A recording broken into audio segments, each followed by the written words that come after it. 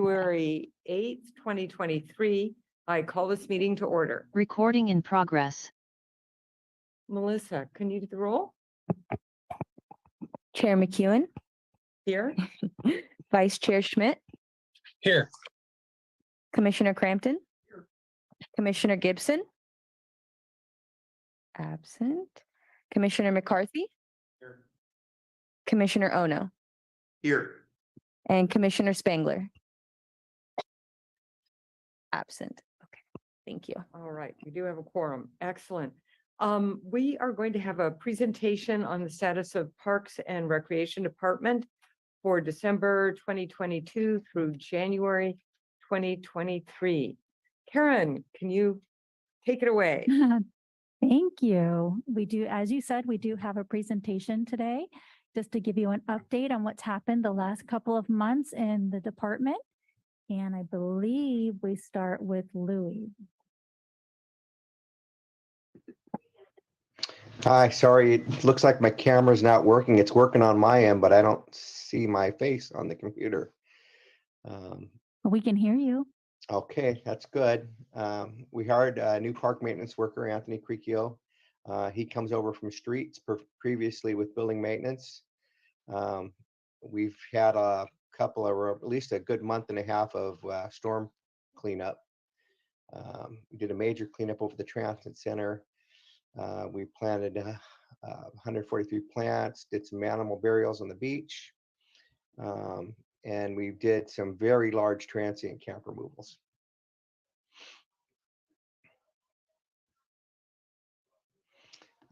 Last month there, we did the tree lighting at Colton Hall, and we removed all the holiday decorations this past week. We replaced the slide Dennis Meadows playground, and with help from the volunteer gardeners, we landscaped the fire station at Montecito, and also some MPC students and teachers helped with that. And we did a project with Palma High School pulling Genesta. Yeah, like I said, we had a lot of down trees, a lot of down brush. We had an article in the military magazine about our work in the DLI. We did our tree inspections and pruning, and we're just getting caught up now.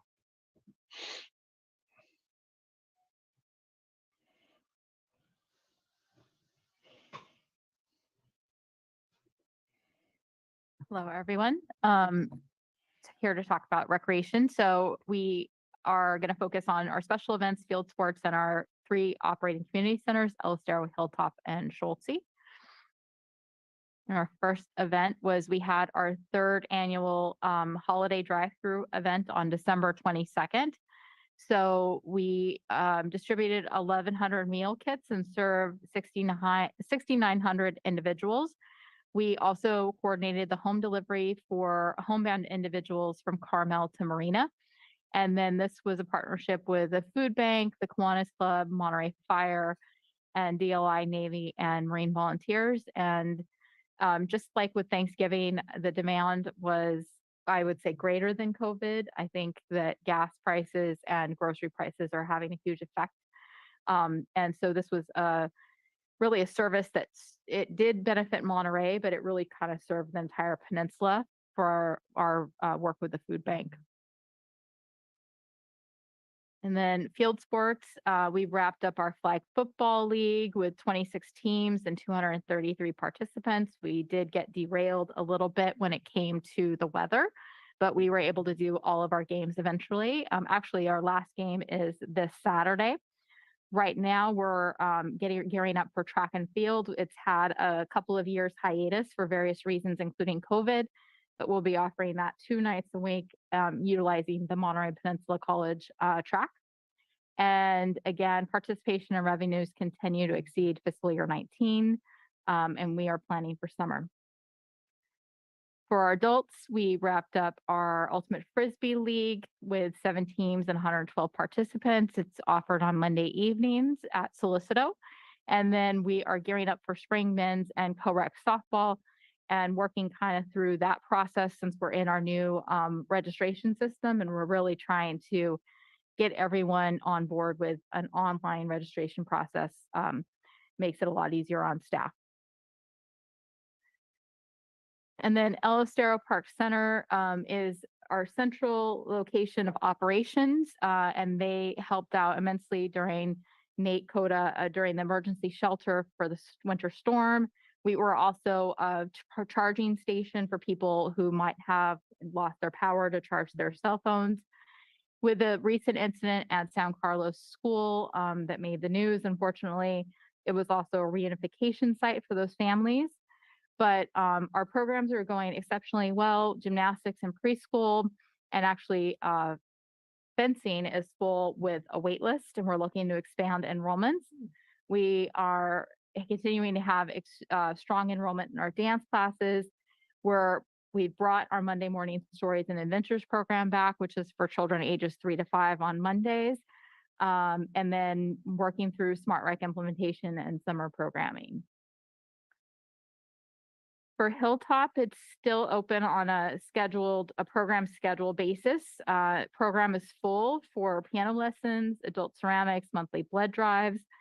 Our enrollment is continuing to grow and is close to full for quite a few of those programs: Pilates for bone health, guitar lessons, ballet, hip hop for kids, and they also offer Monday morning stories in preschool there.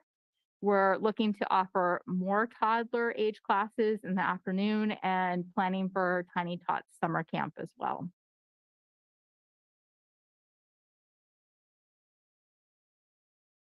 Schultze is open Monday through Friday from 9 to 4.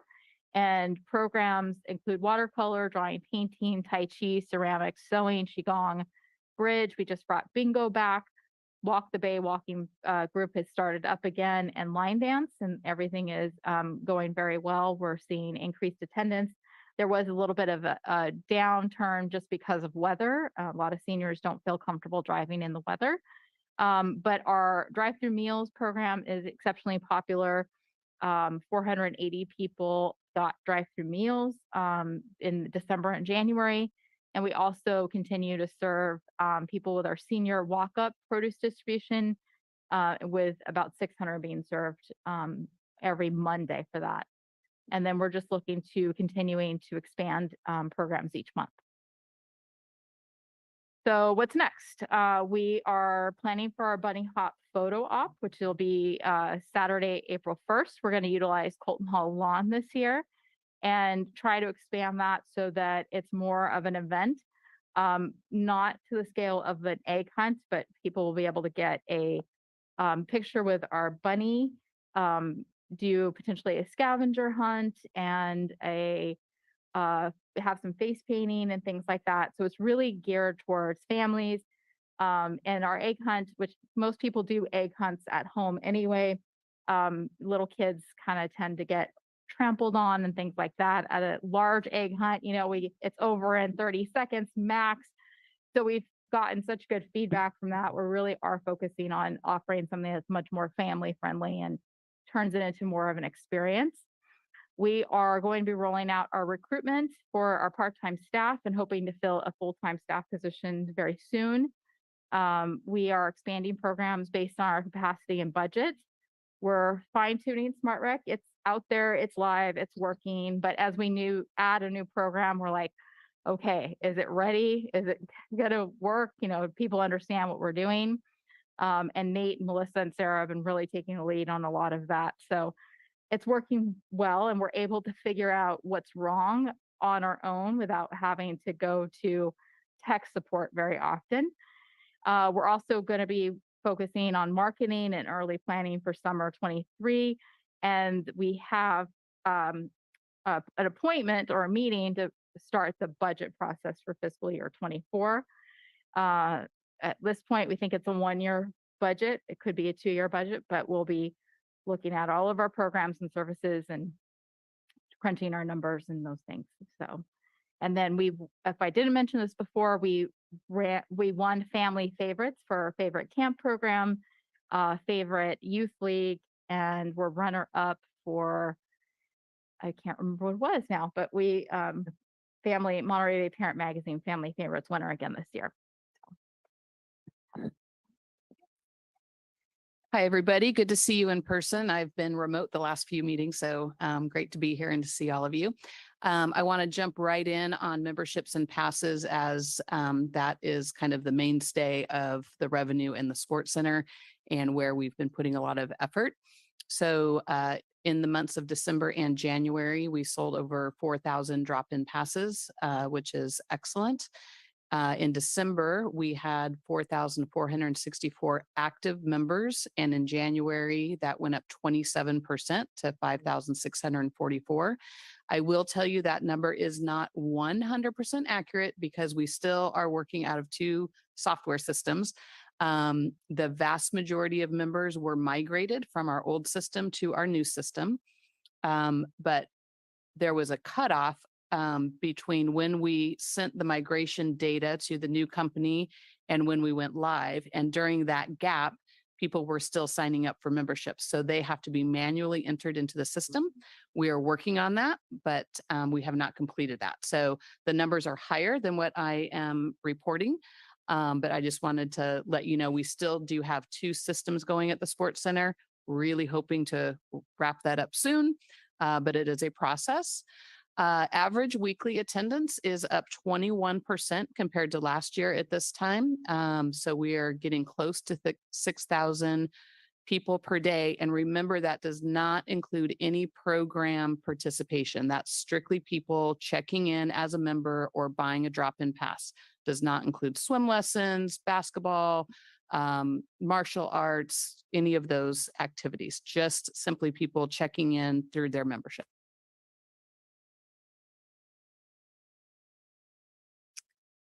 January promotion was 20% off all personal training packages. That is kind of a traditional promotion that we run every January, and it's always very successful.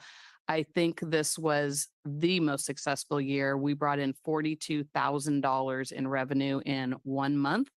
Now, mind you, there will be expense coming because we will have to pay the trainers as they actually, participate in those sessions. But again, sold over 1,500 sessions in 1 month. So that was excellent.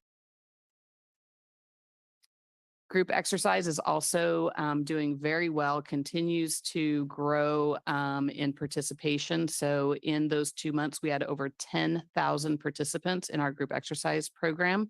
That is up 42% from last year. So as you can see, there is a trend at the Sports Center that participation and revenue is growing month over month and year over year. Drop-in activities are also very popular. So all of these are free for folks that are either members or pay the drop-in. You don't have to register. You don't have to sign up. You just drop in and play. Volleyball has become very popular and is pretty darn consistent. Wednesday nights, we are getting about 40 people per night. If we can set up a second court, we do. It just kind of depends on what else is going on in the gym. We also have youth basketball league going on right now. So there's a lot of competition for court space, and there are certain months out of the year that 3 courts just is not enough. And this is one of those times. So if we had more space, we could absolutely accommodate more people. We are also hosting drop-in futsal, getting about 15 folks per night there. Badminton's kind of a mainstay. They are here 3 days a week. Some months they're 4 days a week, and we consistently get about 12 people per day. We also are trying pickleball. We set up every Tuesday, Thursday from 8 to 11. We also will set up, if there's nothing else going on and we can accommodate pickleball players that drop in, we will set up for them as well.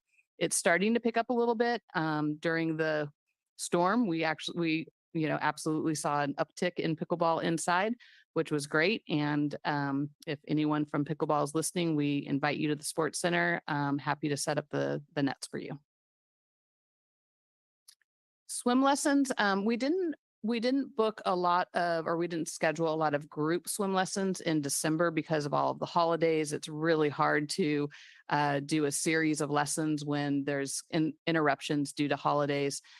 Plus we had the Amelia launch. So we were really trying to limit some of the registration in December with everything that was going on.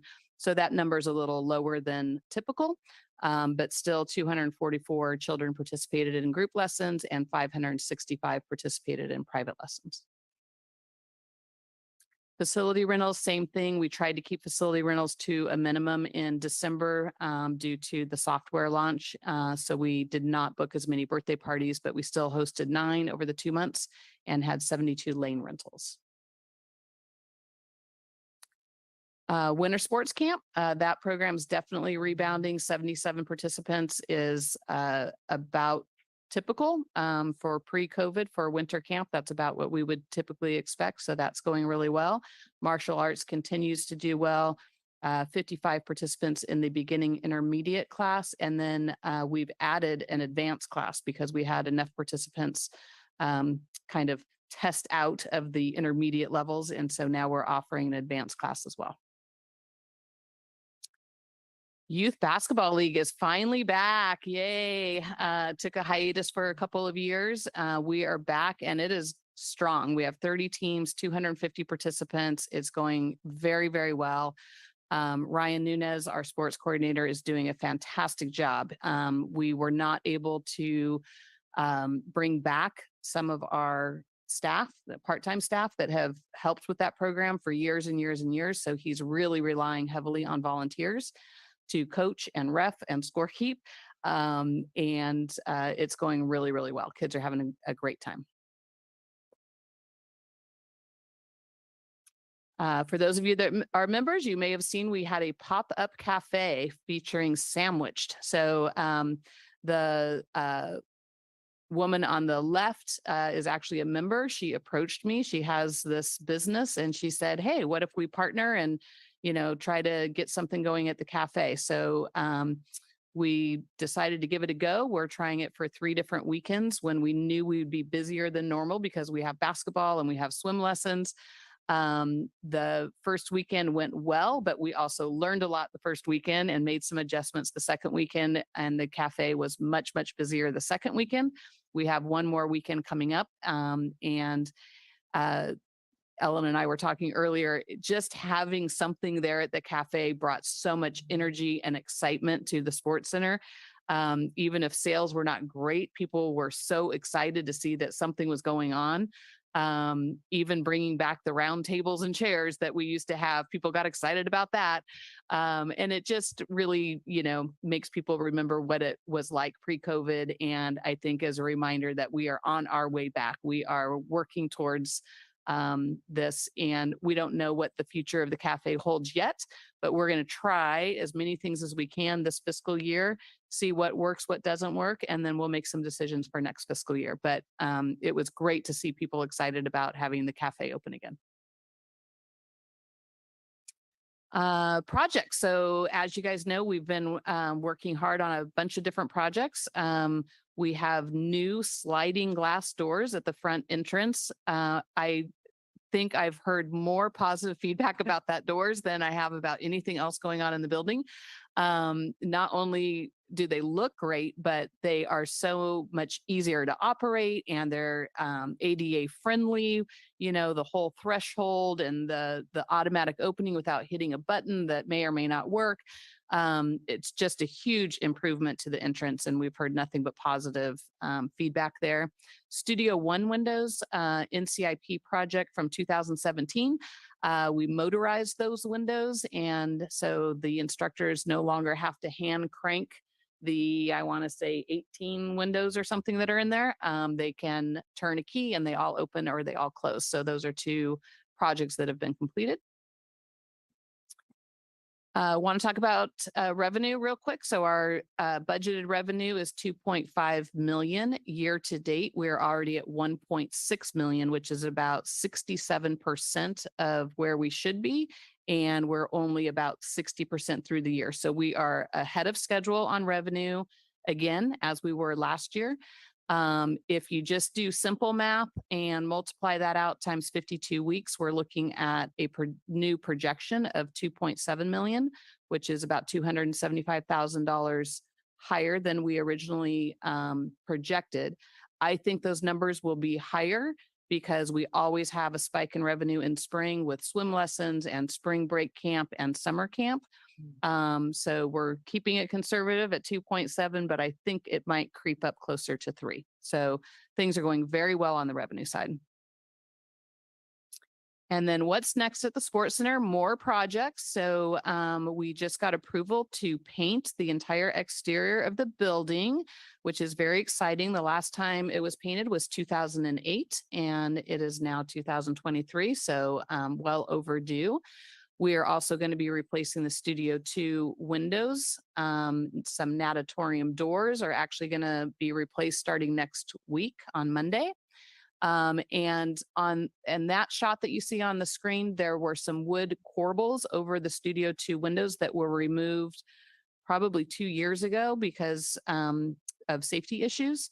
After we paint, we are looking to put those corbels back up. So architecturally, we're trying to get the Sports Center back to its original condition with the windows and the doors and the paint and the corbels, and really refreshing the exterior of the Sports Center. Wanted to give you a quick update on the sports facility company that you guys know we retained in June to do an operational analysis and to give some recommendations on how to optimize the Sports Center's business model. They've been looking over the last 6 months or so at staffing levels, hours of operation, program services, and overhead costs, such as recharges for information services or risk management, utilities, the bond payment, those types of things. Karen and I have been working with them quite a bit over the last 6 months or so. They are still fine tuning their recommendations. We are penciled in for March 29th with City Council. That's not a firm date yet, but we're holding that date and hope that all of you will attend and participate in that meeting. And then lastly, programmatically, we are planning for our spring break camp, which we're excited about. We will continue with youth volleyball, basketball clinics. We are starting a new program that we're calling PE for Homeschool. We did kind of a test pilot a few weeks ago, and it went really well. We've been contacted by several different districts that sponsor homeschool programs. And the families can receive a stipend for physical education. And so we've been contacted by many families, by many districts, asking if we would provide some sort of service for them so that they can get their PE credit. Again, Ryan Nunes has taken the lead on that, and folks will be able to sign up for an activity just like you would for a swim lesson or for a basketball league. You'll be able to sign up for an activity that's designed for kids that are homeschooled. We'll have 2 different age groups and 2 different days and times of the week to make it as convenient as possible. So we're hoping that that program takes off. As Shannon mentioned, we are working on our budgets for fiscal year 24 already, planning for summer. We know at some point we will be implementing recommendations that are coming from SFC. And we'll continue to work on those facility improvements. We have quite a few on the list, and we're fortunate that they've been funded. So now it's a matter of just working with Public Works and the contractors and trying to get those done. I think that's it. Yeah. Thank you. Wonderful. It's always so gratifying to hear what's up. Let's see. So Nate, do we have any callers on the line? Yes, Madam Chair, let me go over how the public can participate in tonight's commission meeting. The City of Monterey is committed to its safe attendance of its public meetings. Masks are strongly recommended for all who attend in person, regardless of vaccination status, except for those who are younger than 2 years old or who have a medical condition that prevent wearing a mask. Also, please keep your phones and devices muted. If you are not joining us in person in the council chambers, there are 2 ways to virtually participate in this meeting. You may join the meeting directly on Zoom Gov using the Zoom app. To join the meeting on Zoom on your computer, smartphone, or telephone, use the link or phone number on the agenda at iSearch Monterey. Since the meeting has started, you'll find the agenda under the Recent tab. To call into the Zoom meeting, dial toll-free 833-568-8864. Then enter meeting ID 160-922-2935 and if prompted to enter a participant ID, press pound again. Detailed instructions on using Zoom are available at monterey.org/public-meetings. To make a public comment using the Zoom app, you can virtually raise your hand by pressing the raise hand button on the bottom of your screen. If you dialed in by phone, raise your hand by dialing *9, and then unmute yourself when called upon by dialing *6. You must do both. Public commenters will be muted until it is their turn to speak. I will call on each public speaker in the order of their hands raised. Please stay within the time limit that have been established for today's meeting, which will be shown using a countdown timer on the screen. If you are connected live on Zoom, the timer is accurate with no delay. Today's meeting is also streamed live on the city's YouTube account, which is accessible at youtube.com/City of Monterey with approximately 10-second delay, and on Comcast channel 25 with up to a 90-second delay. As always, we look forward to receiving your public comment.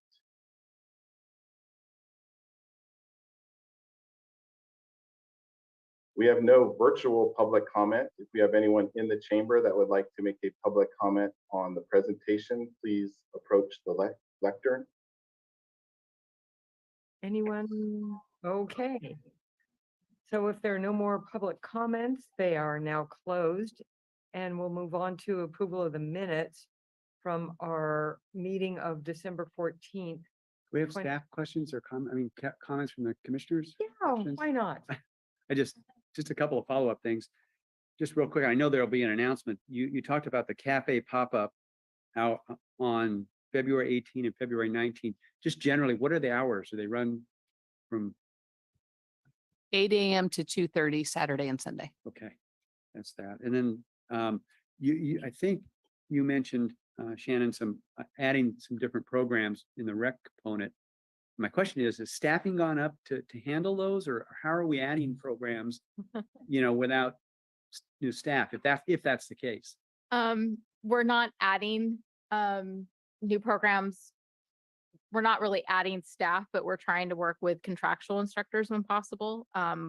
We didn't offer track and field last year, but we are able to bring it back and still offer it with our current staff. Again, part-time, dependent on part-time assistance, and very limited full-time supervision is kind of what our model is. So yeah, but we are looking to bring things back either with supervision and part-timers or contractual instructors. I was wondering how it was working. Okay, Yeah. thank you. Commissioners, any further questions or comments? All right. So we'll move on to approval of the minutes from the meeting Wednesday, December 14th. Are there any comments or questions? Would someone like to make a motion to approve the minutes of that date? I'll make that motion. Move to approve these minutes. Second? Second. Second. Any further discussion? All those in favor? Aye. Aye. Sounds unanimous. Excellent. Okay. Let's see. So we have public comments at this time for anything that is not on the agenda. So Nate, I'll start with you. Do you have any callers on the line? Madam Chair, we have no one online that would like to make a public comment at this time. Are in person? No? Okay. Public comments are now closed. So our next item is a review of the proposed Parks and Recreation related NCIP request for 2023, 2024. Shannon, I think you're going to guide us through this.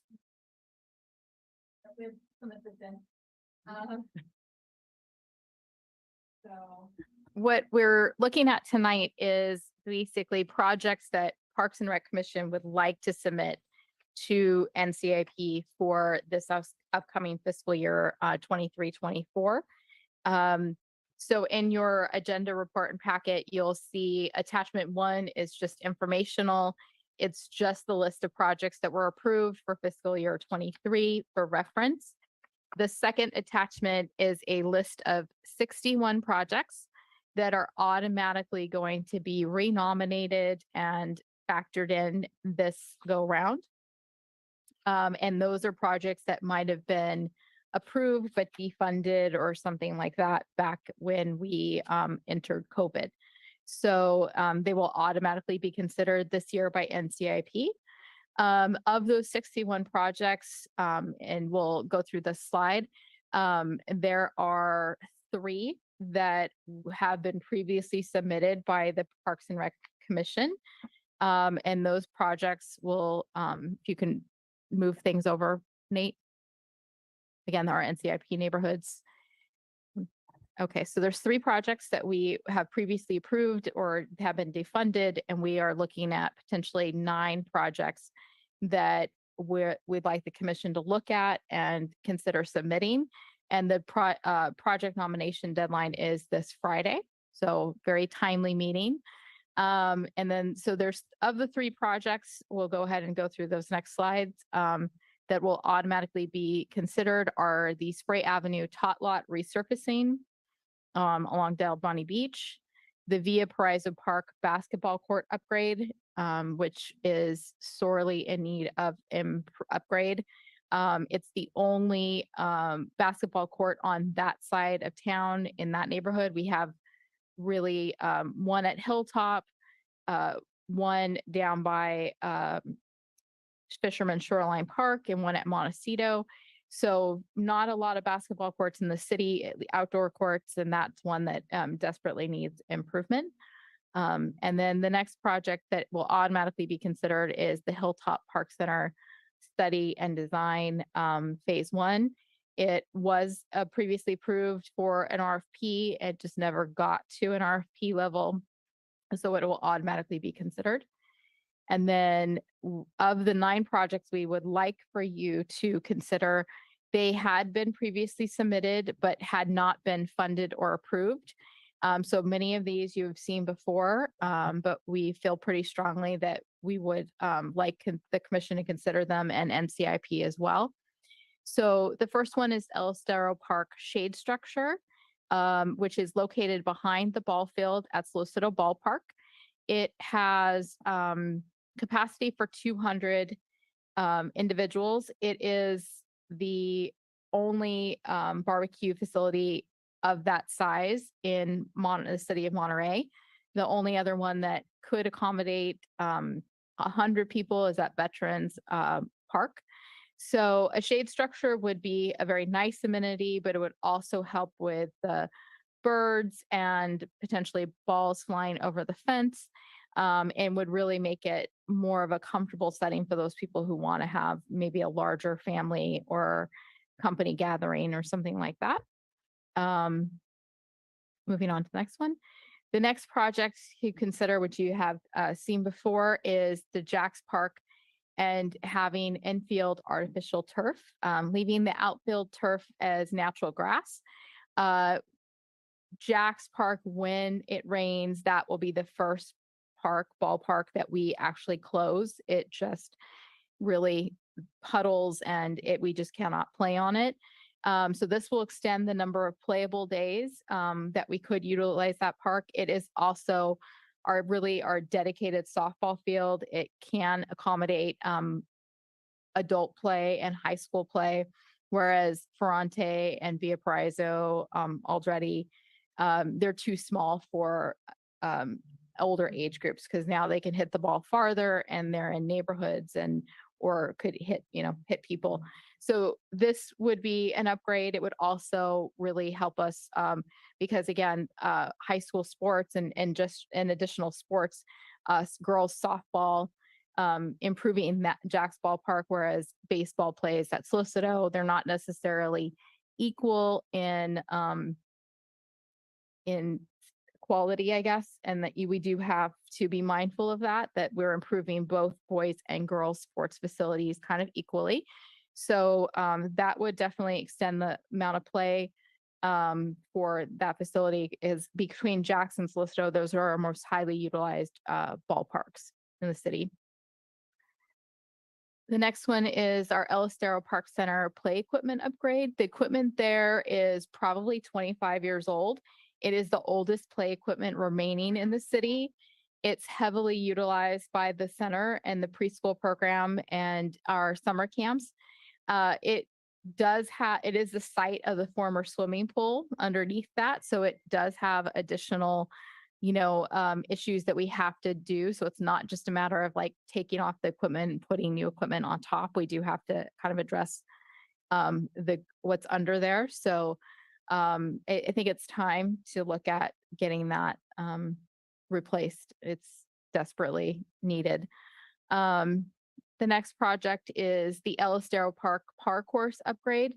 Those pieces of equipment, I think there's 3 stations located around the lake edge of El Estero. And that equipment there is probably about 30 years old. We are seeing requests from the public, and there have been, I believe, some NCIP submissions for projects in other parks for areas where adults can do chin pull-ups and other body functional type exercises. But every time we do something like that, then it turns into a larger project because we need to address ADA and all of those things. So we really feel like if this was a park course that could be really more modern equipment, it would get a lot more use. It's very centrally located. It just needs to be upgraded.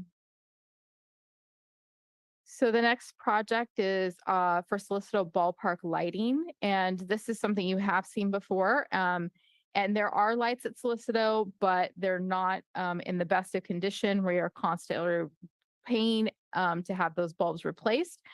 When you do that, then you have to get a cherry lift out there, and it ends up being a very significant project. They're also very old lights. They're not LED energy efficient, and they also cannot be turned off and on remotely, which the new technology allows you to do that. And then the other thing you can kind of see with these lights is the lights are really directed onto the field of play, and there isn't a lot of backwash, which is what people complain about when they talk about stadium lights. It's like, I'm seeing that, outside, of the stadium. It's affecting my house. It's affecting, it's really focused on lighting that field. And it is a safety issue as well, because when you're on that field, you really can't have dark spots. And that kind of tends to happen, especially when bulbs go out. We're constantly trying to replace them. And I think the last time Louis had someone out there, we did about 20 bulbs at least. And then we could have had someone come out again just a couple months later and replace more. So this would be a huge improvement, not just to the neighborhood, but for safety and everything as well. So this one you're also very familiar with. It's a rec trail study, and we know the rec trail is extremely popular. We know there are areas of congestion. We would support potentially looking at a study and ways for us to improve the rec trail, rather than just jumping into, I know the solution. Well, do we really understand it? There's also, mixed use. There's walkers, there's runners, there's bikers, there's e-bikes, there's Surreys. What is going on there, and what can we truly do? Because it is a recreation trail, but it's also considered part of the roadway, and it's kind of subject to those things. So e-bikes are already on there, but what level of e-bikes and all of those things. So we recommend a study versus just trying to throw money and a solution at it without really knowing what's going to, fix it. Then Schulte Park, which we took a park tour back in August and saw that. This is for Foam and Drake, that portion of the park. And it's a design and renovation, and it could be phased, which we're recommending as we look at phase 1 design, phase 2 renovation, and really utilize that back end of the park, turn it into a space that the seniors can go, that we can have a program out there that we can use as an event space. COVID definitely showed us that we need to be able to program outdoors as well as indoors. The front side of the park has really had a huge improvement. We now have the new fencing, and it's opened up that park immensely. That was NCIP. But the back end of the park has kind of always been underutilized, and we would really like to see that turned into more of a space that can not only be used by the seniors, but by the people who live there.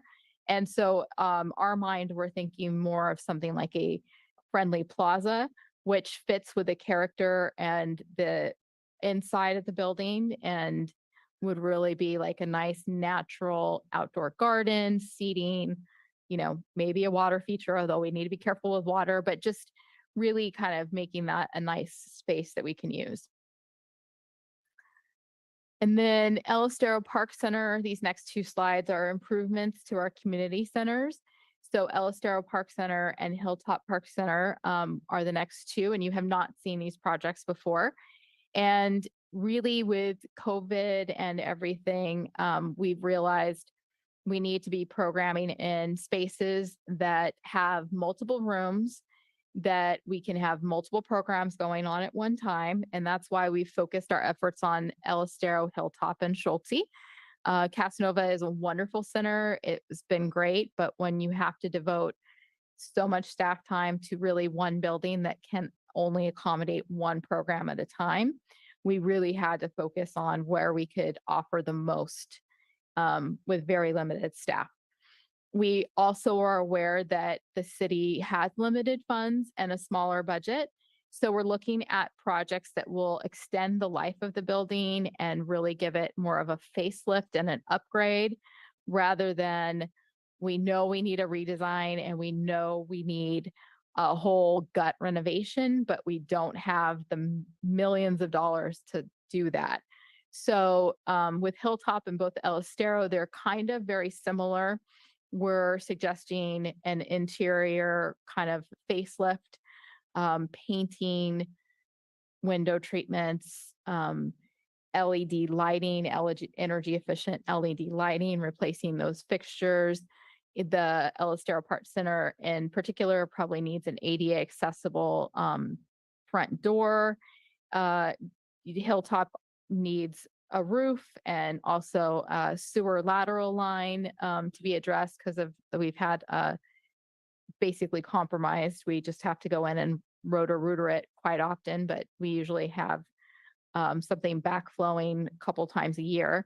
So we're looking at basically what can we do to make the interior more attractive, bring people in without having to do a very expensive gut remodel. We've had several of those designs in the works before. There's a plan for El Estero, but it's probably 12 or 15 years old. And is that plan even viable anymore? Does it meet our needs? Probably not. So those are the 2 projects that we'd recommend for those community centers. And Schulte is in very good condition. The city has made lots of efforts with Schulte in the interior. You saw that on the park tour, but we'd like to try and bring El Estero and Hilltop up to similar standards and quality for our participants. So that is our presentation. And if we want to take public comment and commissioners' comments, and then the vote would be which projects do you want to submit by Friday. And then we'll get a chance to see all the projects that were submitted, all 61 that are being reconsidered, any new projects that are being submitted by any other community member, and the ones that we submit, we'll see those again. We'll make sure that they're in compliance with the Parks and Rec Master Plan, and we'll have a commissioner or 2 selected to go and advocate for those projects at the NCIP hearings, which I believe those dates are in the agenda report before the vote in June.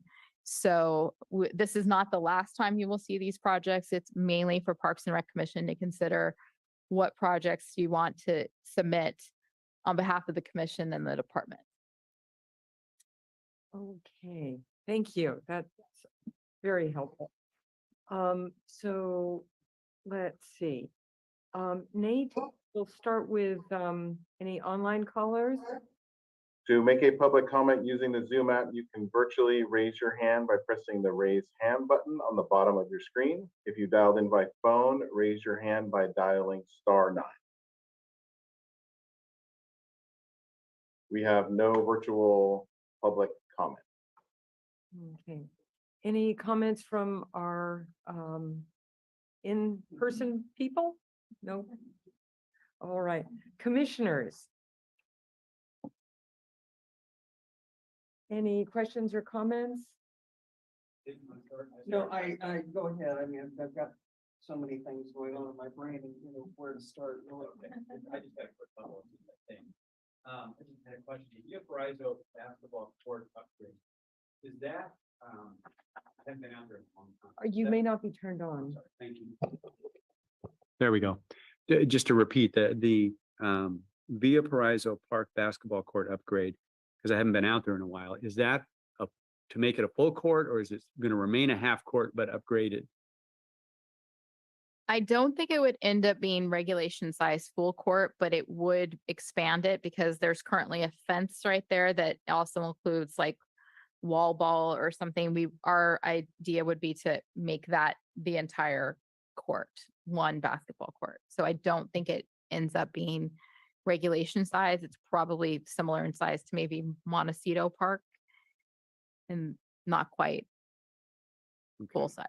Just in a follow-up question, and really the question is sort of where to send these people. So what I mean is there's a group, and I think it's a nonprofit, but anyway, there are a couple of folks, Jonathan Geiser, who's in my Rotary Club, and then Ryan Sanchez, who's used to coach at Carmel High School basketball. Anyway, they upgraded Delray Oaks basketball court, and they put in some of their own money, and they solicited money from our Rotary Club and other places. And they're looking to do more of these courts on the peninsula.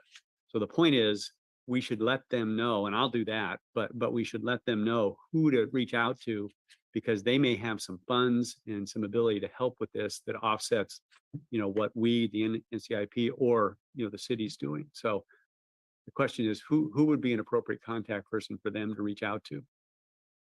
Well, they definitely could reach out to any of us in the Parks and Rec staff, but I think it would also be helpful if they do think that they want to advocate for a project, or they could come with funding, that they also go to NCIP and potentially one of the meetings and say, we're willing to contribute to this project and give, such and such amount of money, because I think that potentially could help with the approval. Maybe NCIP would be more willing to approve a project if they had additional funds coming from somewhere else, but I'm not the expert on that. I would have to check with Rick Toyer and Tom Hardy, but I think that makes, that's how we're able to get some stuff done. That's how we were able to improve Solicito, because NCIP kicked in quite amount of significant funds, and then we also got money from Community Foundation. Right. Please, yes. For the record, I recorded the chair of the NCIP. Traditionally, projects which have had funding from outside sources contributed to have tended higher likelihood of being funded. That's Solicito Ballpark. Almost all of those, the turf work there had funds contributed from the baseballs, did big fundraisers for it, and others. There's been quite a few areas where that's been the case. So it definitely helps. Thank you. Thank you. I will make an effort to talk to these people and see if we can get them thinking, because they were soliciting other places to do this. So thank you. And Commissioner McCarthy, I think I've worked with Ryan Sanchez before in the past, so he could reach out to me or Louis or Shannon or any of us, but Got it. I've met with him on other items before when we were at the sports center, so. Okay, thank you. And the Via Paraiso basketball court, are they considering fencing in the whole thing? or just removing the fences? No, I think because I think there is a fence along the backside. I don't know. Fence backside and. Sides, yeah, I two don't ends. think they were considering fencing the front end. Okay. And on the Schulte Park, the outdoor area, are they considering doing anything as far as, I know that this is still all very gray, but having an outdoor exercise area for group classes for We did, anybody really? yeah, we did consider that as an element and really it is a design. So I think there would be public input as to what they want to see there. We would, just depending on the layout, consider like adult or exercise equipment. Right now, there's one piece of equipment that was donated that really, I think actually got removed because it didn't get much use. But if it fits in with the plan, yes, we feel like it needs to be a park that's geared towards more lower impact activities and Touchy. yes, Mhm. because New Monterey does have significant amount of playgrounds. There's Oak Newton, there's Hilltop, there's Archer, there's Cypress, there's a lot of play structures. We're not really seeing a play structure like that being a part of the Schulte Park. I had a question on the shade structure. Would that be a shade structure and like picnic tables or sort of like a little pavilion with a shade thing, or what's the idea? Yeah, unfortunately, when I saw that photo, I was like, oh, that's not the best photo. There is actually already picnic tables there that can accommodate large groups. So Okay. kind of like almost cafeteria style seating. Yeah, We didn't capture that, but it would be to be over the top of that. over the Yeah. top of that. Mhm. Okay. So if it's cold or drizzly or too sunny, you can have your food underneath. Yeah, and currently there's only two shade structures. Well, there might be one at Veterans, but Oak Newton has a small shade structure. It's very popular. But it is a small barbecue area. Whispering Pines is another location that has a shade structure. That one's also very popular since it doesn't have a playground. It's more used for weddings and baby showers and adult parties. The El Estero, I think, would be very popular if it was just more Inviting? friendly and Yeah. inviting because there's the ballpark there, there's Dennis Menace Playground, there's the lake, there's fishing, there's the skate park, but it's just kind of the seagulls and everything, and then the balls flying. So it's not, people see it and they're like, oh, thank you. But no, thank you. So, yeah. Excellent. I Um, had a couple other just follow up, just real quick. One comment, and then that is the recreation trail study, because I submitted that at one point. And it was for the very reason that there was another project that proposed a fix, if you will, for the trail. But again, I'm advocating, and my position is we need to find out what can work there. And I think it's important to do it. And I'm touting it only because, if you transverse that section and go through there often enough, you get a good feeling for there's going to be a problem there someday. And we just keep pushing this down the road, and that's not good.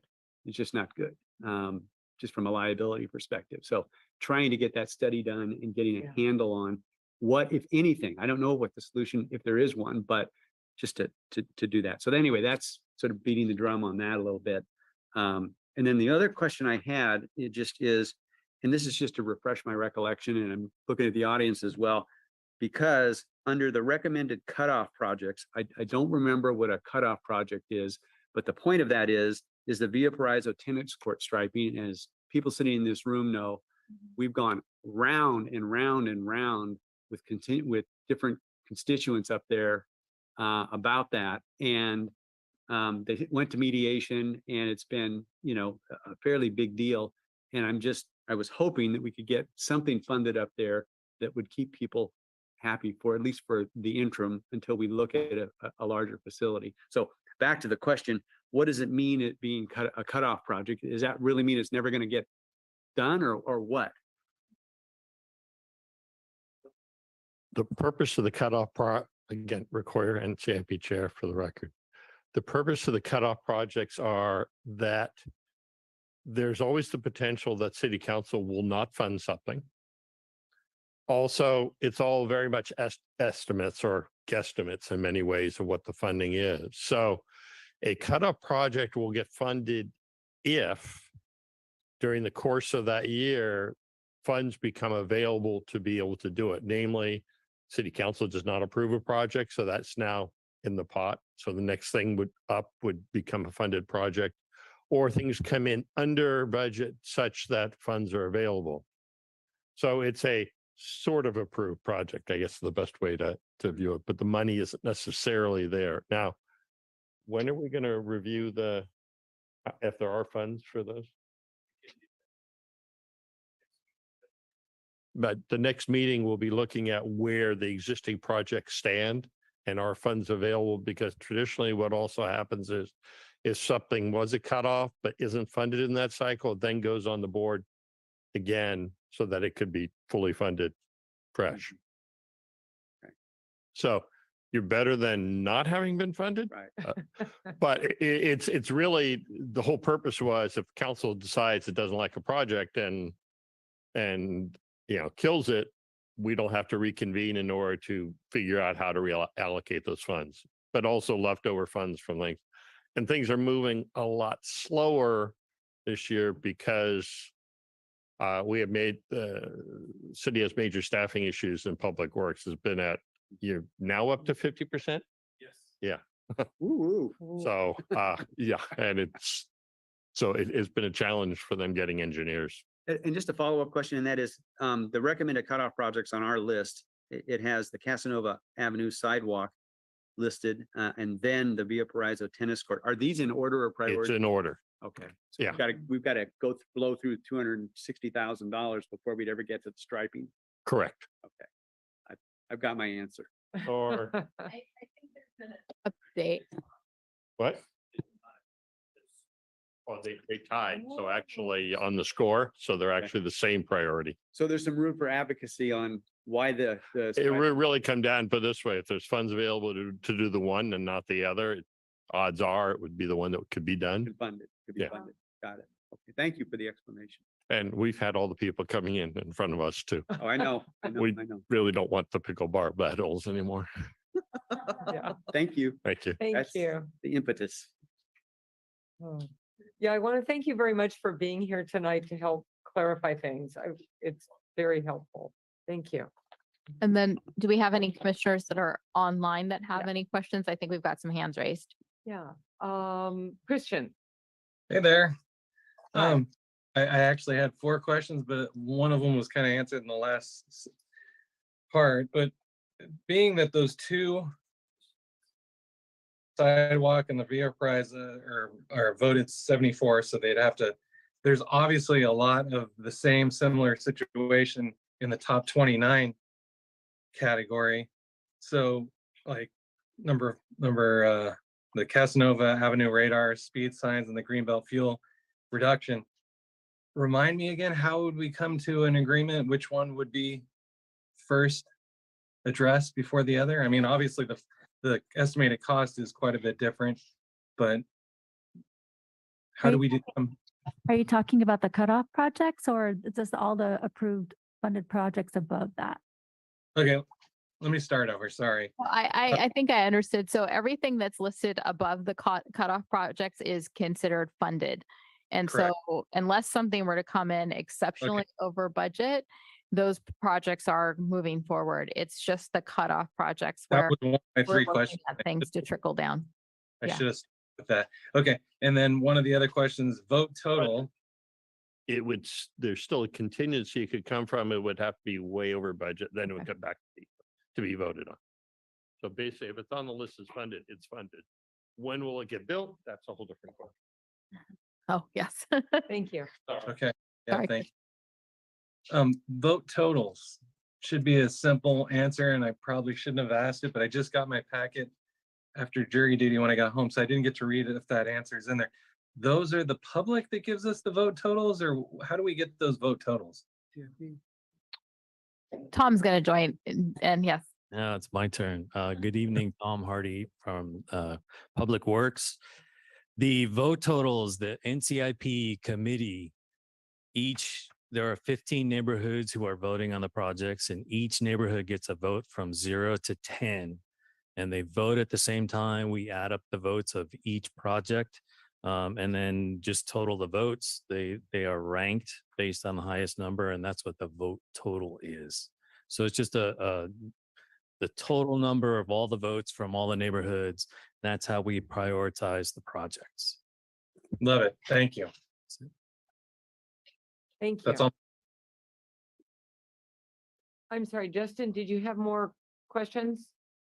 So they were pretty much all covered. I had a few about the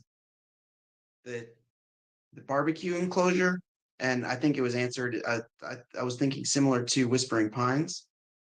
Is that correct?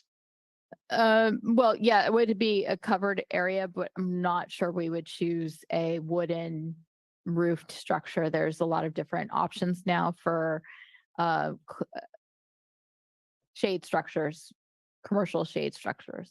So it would just be a matter of what fit best there. Okay, yeah, everything else pretty much got answered. Thank you, guys. Let's see. Sorry to interrupt. Commissioner Spangler, are you present? Yep, I'm here. Could you let me know what time you joined in? I believe it was 7:36. I mean, sorry, 5:36. 5:36. Okay, thank you so much. Lacey, did you have any comments or questions? Not at this point. Thank you. Good to see you. Let's see. Did we ask for public comments yet on this? We did, so we're good. Okay. Now, Shannon, explain to me how we vote. Do we vote on individual projects of the 3+9, or do we vote on the whole 12? Or what's the smart way to do this? So you would not have to vote on the 3 that are automatically renominated, and you can choose to make a motion if you want to approve all 9 Parks and Rec Commission projects, then we'll make sure those get submitted. Or if there's something, so you could make a motion and if that passes, great. If it doesn't pass, then maybe you want to take each project one by one. It's however you'd like to do it. Can I ask a quick follow-up question to bet. that? Because it may impact the voting, and that is, I'm looking again, what would the NIP want to see in terms, I'm not asking particular projects, but how would it be packaged to be most attractive? In other words, if we send 9 down and we have no priority among those, are we shooting ourselves in the foot? That's just one example. Rick Hoyer again. At this point, you wouldn't be prioritizing. You'll have an opportunity to do that later because you may see new projects that the public submit that you hadn't thought of it and what it is. So they would be submitted as individual projects. Each of the 9, even though you may vote, say we want all these 9, but they would be individual projects. Okay. Thank you. Got it. And which is more likely if you do it, you could do it as a package, but cost is then going to go up and it becomes. Yeah, and what I meant by a package is vote on all 9, but You vote on all 9, fine. They're submitting them as individuals, Yeah. whichever one. that's the question. Thank you. Yeah. That helps. Yeah, because we will see projects coming back. We'll see all 61 plus whatever you might submit, plus whatever the community submits, and then we'll evaluate them. Are they Parks and Rec Master Plan compliant? And which ones do you guys want to advocate for at the meetings? And I think there may. So here's the question I have for the staff is, what is the downside to voting all 9 to go Well, forward? precisely. I mean, these are They're excellent projects. people that have been living this for how many weeks, months, years, and pretty much separated the wheat from the chaff as far as what's important. And I think, yes, we should have it as a group of 9 to vote on rather than individual. Yes. I don't question their, Right. No, unless judgment at all, unless somebody so- explains to me there's a downside yeah, to I doing that, can't, I don't understand why you wouldn't submit them all and then stretch them out later. No, because I don't think there is a downside to that because, again, you'll see them again. And at that point, you can prioritize, you can say which commissioner is going to advocate for them. And then based on, voting and all of that, we'll know which ones are potentially more And visit the popular. project to see what it looks like. Yeah. Yeah, because then, we'll price them out too, and some might be really reasonable and others not so much. There's also a potential to consider resubmitting the Via Prizzo tennis court pickleball project again, but I do think that is going to be resubmitted by the pickleball club as well. Yeah. I'll make sure. Yeah. Yeah. Yeah. So is there a motion to approve the 9 projects as described? Yes, I'll make a motion to approve the 9 projects as described in our materials to be submitted, to NCIP as obviously as individual projects, but all 9 of them. I second. Okay. Let's see. Any further discussion or question? All those in favor? Aye. Aye. I, No opposed? All right. Well, that passes. Excellent. All right. Our next item is recommend the city council amend and restate resolution 22-024, which is the master fee schedule to adjust the Parks and Rec department fee schedule. And Karen's going to help us with that. Thank you, Madam Chair. Yes, we have a brief presentation this evening to discuss increasing the fees in the Parks and Recreation Department. The presentation will explain the important adjustments that the Parks and Recreation Department needs to do in order to balance the needs of the community while also addressing the city's ongoing financial challenges. The department's recommending that we raise the fees from maybe between 6 and 6.5%. And this will also help us remain competitive in the market. As we move through the presentation, we want to keep in mind our department commitments. As we serve the community, it's essential that Parks and Recreation program fees remain affordable while we are still balancing the budget. The department's committed to providing quality programs and services at a reasonable price, yet remain competitive in the local market. And we're also committed to remain innovative, thoughtful, and supportive of the people we serve. So why is it necessary to increase the fees? And unfortunately, the cost to provide services continues to increase. And it's a best practice to review our expenses and fees at least annually. And the department must adjust our revenue to the ever-changing cost of operations. Residual effects from COVID-19, as well as the department reductions to staff and services, combined with the city's long-term budget challenges, require us to continually make those adjustments. Key factors in operational cost increases include the cost of utilities. They continue to rise and they are up nearly 14% since 2019. There's also the cost of part-time salaries with minimum wage increases. We recently went up to $15.50 in 2023. And then not to mention the part-time labor market continues to be extremely competitive right now. We are struggling to attract and retain our part-time staff. And sometimes we even need to pay more than minimum wage in order to attract and retain the qualified staff. And the cost of our supplies and materials also have risen due to inflation. Other cost considerations include COVID-19 expenses. We are still paying for enhanced cleaning that we need to do, as well as other supplies that we didn't need to necessarily buy as much of in the past, like hand sanitizers and sanitizing wipes, as well as the effects on program enrollment and our adjustments with staffing. So sometimes we have to make sure we have extra staff on hand because if someone is having symptoms of COVID-19, they need to go home. They need a test, and there's certain days that they have to stay away until they test negative. And then Also, people who, we used to come to work with sniffy noses, right? Oh, it's allergies. Oh, I have a cold. And we can't do that anymore. So we have to then have additional staff available so that we don't have to cancel the programs.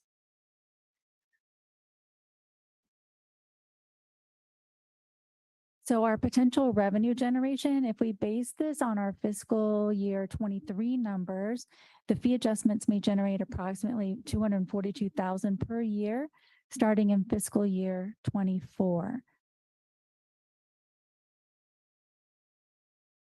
And so in conclusion, our staff requests that the Parks and Recreation Commission recommend to the City Council to amend the master fee schedule to adjust the Parks and Recreation fees effective July 1st, 2023.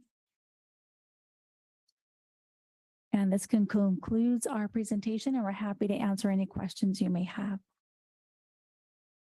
Commissioners, questions? I have a simple question. The fiscal year starts and ends. July 1 to June 30th. Okay. And this is in addition to the fees that were increased last year. Yes. Yes, It's an so annual, pretty much an annual event. it will become an annual event. Yes. In the past, the department raised fees every year, but we alternated divisions. So like recreation would raise their prices one year, and then the following year, the sports center would raise their prices. But unfortunately, in this day and age, we're having to evaluate those fees and charges more often. And we really need to be looking at them every single year. Anything happening from the state level that would moderate the costs of doing business for you? At the state level, You know, as far as requirements, especially as COVID, if those concerns start to moderate. The yeah. state of emergency is ending, at least for California, the end of February. There's a federal state of emergency, which I think goes until May. There are new requirements, but some of them will still be in place. Like if you were sick as an employee, right, you need to be out of work for so many days, those type of things. We're not really sure what the status of requiring vaccines will be for employees or volunteers or contractual instructors, but there is still that requirement of, you know, testing and being out of work until you are COVID negative or whatever. So that has an impact on us because we have to either bring someone in to cover for that person who's out, plus we're also paying for their sick leave. And there was some COVID leave, but even our part-time employees do get annually 24 hours of sick leave a year. So we're not just paying their salary, we're paying the person who's coming to replace them. And that's a new, you know, that isn't something that part-time employees had in the past. In the past, if they weren't working, they weren't getting paid. So now if someone is out sick, we're effectively paying two people to do that job. Yeah. Comment? I've got a couple things. Go for it. It just a couple of comments. One is it's in the materials that we have, but you know, we in 2019, it says the department raised fees 10% because fees hadn't been raised in 5 years. So we did that. Then in 2020, Veterans Memorial Park campground fees were raised. 2022, department fees were raised to include 5% for the facility and maintenance improvement fund and 5% for recreation. So it's been going up, and concern I have is are we pricing anybody out from our programs, you know, that you know, just don't have the discretionary income to participate. That's a concern. I don't know if there's an analytic answer to that in terms of a study or anything else. The only other thing that I observed, and this is really the other side of the coin, and I get it, you know, each of the proposed fee adjustments, and this is, I understand the work that you folks have done, and meaning staff, each proposed fee adjustment has been reviewed independently to account for the cost of providing the service, enrollment, and survey of fees for similar services offered in other communities. So that legwork has been done. Yes, sir. To support the numbers that we're being asked to approve. That's the way I correct. read that. You know, and we have done the legwork. So if you did have questions, we may not have them here with us, but we did do our homework as far as what other people are charging for similar services. So we're not the cheapest anymore, but But still the best. yes, still the best. I think of what I Yeah, said. to follow up on what he was saying, are there areas of the community that are hit hardest by these fee increases? And because I know at one point for the sports center, you had some family packages. And I can't tell you how many people I talked to that said, because of that, we can actually have the entire family go. And so that's a concern. I mean, I don't want the people who don't have a family to feel like they're subsidizing families, but I mean, we kind of do that anyhow, which is, I'm fine. But are there studies along those lines as to which parts of the population gets affected the most by these increases? Obviously, people who use parks and recreation, but Sure. So on the fee schedule, you'll see quite a few like items, maybe like 1 through 20 or something are really permits. And we have done a survey comparing us to other agencies and what, and in some ways it's comparing apples to oranges because our facilities are not the same, our outdoor spaces. Although I think ours are cleaner. Now, when it comes to sports center fees, there are camperships or camperships, play ships available that we try and make that something that can help families. Veterans, we did the market research. Even with our slight 6% increase, we're still within the market for something considered more like dry camping. So, but really we are aware of it. And we want to find that fine balance where we're not the highest in the market. But yet we're able to address our costs. Minimum wage has gone up and all of these things. So we're trying to be as, affordable as we can for families and just in general. It's a very fine line. And Andrea might have something to add too.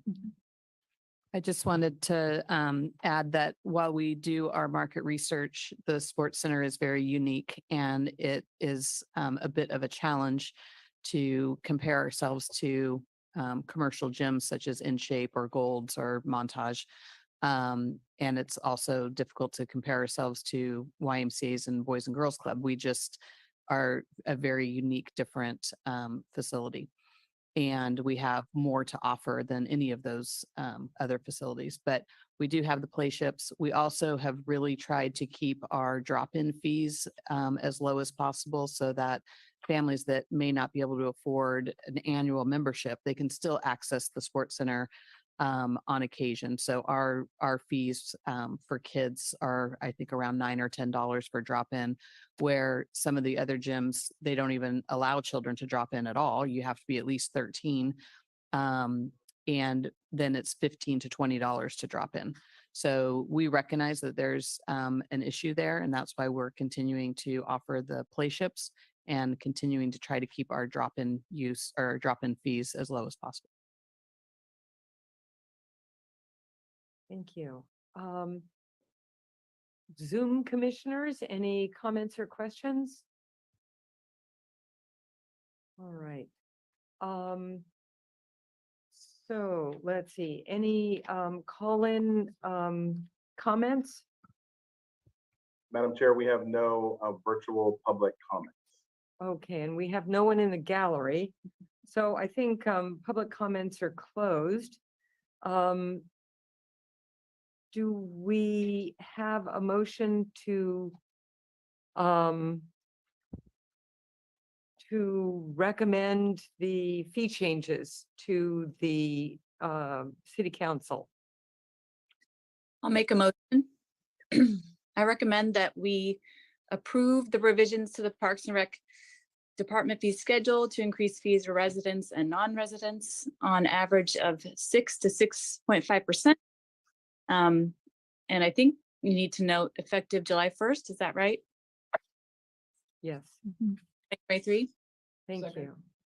Yeah, and that's as reflected in the exhibit that's attached, right? I mean, Yeah. we've already parsed them up about how they're going to be assessed. Yeah, correct? as Yes. described in the Attachment to this attachment material. too. Thank you. Do they need to say amended and replaced? All those or in just- favor? Aye. Aye. Any Aye. opposed? None. All right. And then just to add though, this is the reason this is coming for you now is because we will be working on the fiscal year 24 budget and we'll fine tune those numbers and actually get to more of a set number for revenue projection, but we're doing the work now for July 1. And the city will take all of the fees schedule, I think at one time is the plan Yes, for and everyone. that's going very soon. I believe it's going It's coming up very quickly that they'll get the fees where they'll actually update the entire master fee schedule so that the whole city can work on their budget and be able to project their revenues, and it'll all be approved on July 1. So we appreciate you doing this ahead of time. It helps streamline the process down the road. Thank you. So staff comments, Karen, any further comments? Sure. I have some great news. I don't know if you guys already heard, but they found Dennis the Menace. Oh, we didn't hear. Yeah, so I don't know the details. They had a press. Here. Yeah. Yeah. Couldn't resist. So I wasn't able to attend the press conference, but I had my husband record the news and everything tonight. So hopefully we'll have some more scoop, but I think it was a joint effort between our Monterey PD, who received a tip, and then the dive team from the sheriff's office. That's just but don't quote me on that. This is what I've heard so far for preliminary information, but they found him. Most likely he won't go back into Dennis Menace Park. We'll put him someplace a little more safe. And then we are trying to figure out an alternative for Dennis Menace Park to kind of replace that fun flair that statue brought to that location. So I thought I would share that news. I'm glad the Thunder didn't get stolen early on, so that's pretty cool. Just so you know, the Laguna Grande environmental documents have been published, and so now we are receiving public input and public comment on the environmental documents through February 17th. And then we'll be moving on to the JPA to get them certified, as well as each GPA agency. So it'll be the Monterey Regional Park District, the City of Seaside, and City of Monterey will also certify those environmental documents once they are complete. And I'm hoping that will take place starting in March. It will depend on the type of input that they get and then how much mediation and fixing they have to do regarding those comments. I wanted to make sure I thanked our staff for their incredible work effort during the storms that we had. They were quite significant, and especially with the parks and forestry teams that were actually out there all day and all night, mitigating trees falling and clearing roadways and those types of things. And then also for the Recreation Division, who helped us man the EOC. Special thank you to Nate Coda for that. And then also opening our center for people to either warm up or charge their devices during the storm when they had extensive power outages. I don't know if you guys had to experience that personally, but we did have some people who had some very extensive power outages. And also, you know, this team really downplayed the fact that they implemented a brand new software this past couple of months.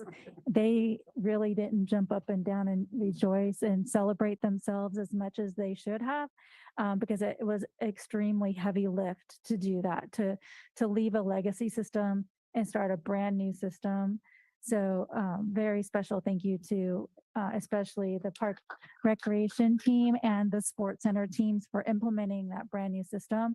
And we're going to continue to build it out and flesh it out and make it more and more robust as we add more programs and amenities to that. But they really should be commended for that hard work. So thank you, everybody. Shannon?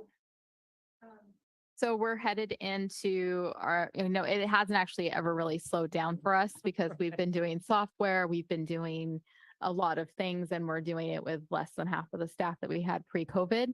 And like Dennis said, I mean, it is a Jenga. It is very, you know, take one piece out, it might all collapse, but it really is all of the team that we have, you know, Nate, Sarah, Rachel, Missy, Melissa. You know, when someone's out, you know, someone else is going down there and taking over. So we're much more nimble and quick. And we're really kind of knowledgeable about everything now. We're not allowed to stay in our little, you know, centers. And so, you know, we might not be fully 100% open at Hilltop, but Rachel's helping with day camp. And because both her and Sarah are super knowledgeable about day camp because they were former camp directors. So you're going to see us roll out recruitment very soon, and we're competing with a very limited pool of part-time employees. So if you have anyone who wants a job, and the thing I want to make clear is, yes, we may not be offering, maybe quite as competitive pay or something, but the skills you will learn in working in recreation are things that will be with you for the rest of your life, whether you're a parent yourself or it's just how to work with others, and how to resolve a difficult situation. That's some things that you won't get working, in the food or retail industry. So we're really going to try and drive that point home when it comes to recreation and recruitment of summer employees, because people have started with us as participants in our programs. They became our staff members, as part-time employees, and they are now either full-time employees in recreation, or we've got several firefighters, police officers. Justin Ono, our Parks and Rec commissioner, started with us as a recreation leader. But the skills that you learn with us in your first job is more than just a paycheck. And so it makes a difference for those kids, and it makes a difference for you for the rest of your life. So we're really going to try and hone in on telling that story. So hopefully we'll see our new recruitment campaign soon. The software is huge. It's something that was a big project. It's still an ongoing project as we try and roll out recruitment and summer camps and that type of thing. But I think we can say that we're not getting the phone calls that we did from participants and families that I don't understand what I'm doing. I can't figure it out. And then staff sitting on the phone with them for 30 minutes, helping them run through the process, because it's much more like online shopping and self-service and all those things. Nate's showing you what the store looks like. You can just click on something, open it up, add it to your cart, and it either prompts you to log in or create an account. And those were things that were never quite so simple in the previous system. It was great for us for probably 20 plus years, but we just needed to get something more modern and really allow people to serve themselves. All the information's there. And I think with COVID, what we saw was people wanted to be able to do the research from home, make the purchase, and then go down and to actually take the class or the program. So this is going to be huge. We're so excited for summer because the amount of paper and tracking down parents for camp registration forms that we used to have to do, we're just hoping it takes an amazing workload off of the staff, both at rec and sports center. And that's really it. It's a huge team project. Could not have been done without everyone involved. And we're just really, really excited what is coming. There's going to be challenges, but we did it. So Bravo. thank you. Andrea? I'll just continue with that same topic. The reason we didn't celebrate was because we were just exhausted. So once we get a little rest, I'm sure we will have a celebration, but we're not there yet. I just wanted to reiterate that this was a team effort. And in the 5 years I've been part of the city and part of this department, I would say it has been the strongest collaboration between Recreation and Sports Center. Both teams worked together throughout the process, through the training, through the configuration of the store, through the launch. At the Sports Center, there was no such thing as a soft launch. When we went live, we went live. That morning, December 14th, Shannon, Sarah, Melissa, Nate were all at the Sports Center, most of them at 5 a.m. with the rest of us. And it was just amazing to watch both teams come together and work through it. I think there was a little bit of realization on Recreation's side of the house of what it's like to be at the front desk dealing with our wonderful members who are used to things being done a certain way. But it has been just an amazing experience, and it has gone better than I anticipated. It's the first time in the Sports Center history that we are selling memberships online, including auto pay memberships. So, someone could be on their couch with their phone and they can sign up for a subscription membership just like they do with Netflix. And they can do all of it through through our software platform. And so it has been a heavy lift, but it's been amazing to see the collaboration between both divisions. As always, I want to thank my full-time staff. They are amazing. We are a small team, but we're a strong team.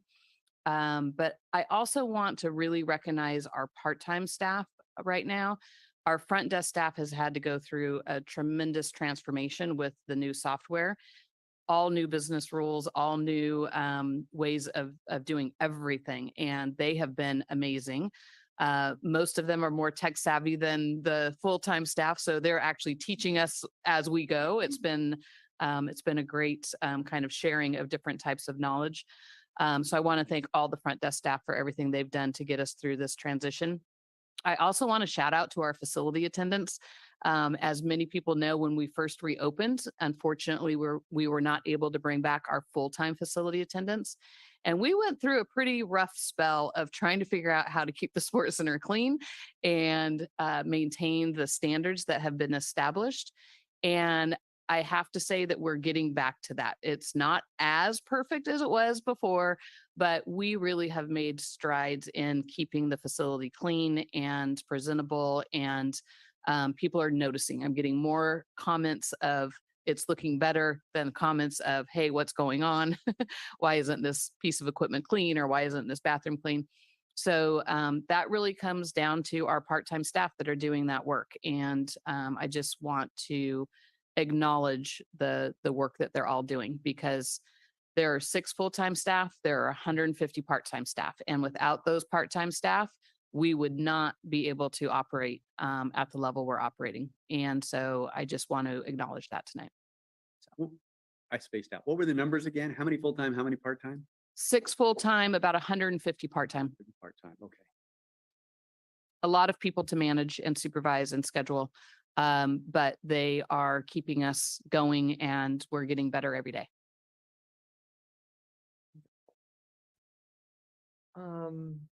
Let's see. Thank you very much. And I just have to interject. The day of the Amelia rollout, I was there, and it was, I'm older, I'm not that tech savvy, and everybody was so gracious. I mean, there are a lot of people at the sports center in my category, and it was a completely non-humiliating event. It was great, so thank you. Anyway, okey doke. Louis? Forgot Louis. Louis, we gotta hear from Louis. I know. He's skating out. Louis, his name's still there. Louis. Okay, enough. Well, he made a little presentation at the beginning.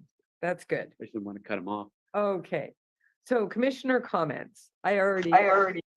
Oh, there you are. Do you have anything to add, Louis, under staff comments?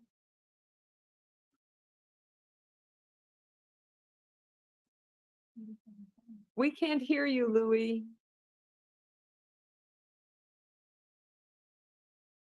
He might be having technical difficulties. Yeah, because he wasn't able to show his photograph. Yeah. His video, so.